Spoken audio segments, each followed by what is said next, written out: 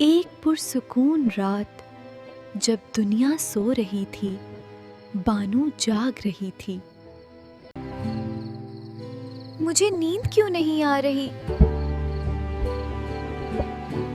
ہاں، تکیے سے ایک نرم سنہری روشنی نکلنے لگی۔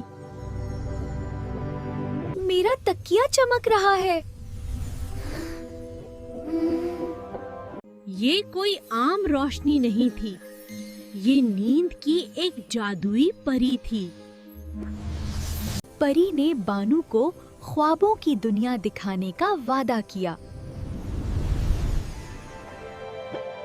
وہ دنیا خوابوں سے بھی زیادہ حسین تھی، جہاں ہر چیز جادوئی تھی۔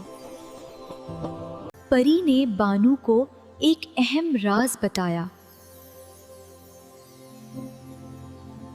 نیند تب آتی ہے جب دل پر سکون ہو اور ذہن خوش ہو۔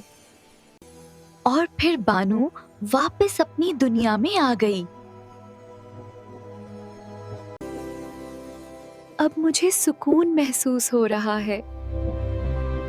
اس رات بانو نے سب سے میٹھی نیند سوئی۔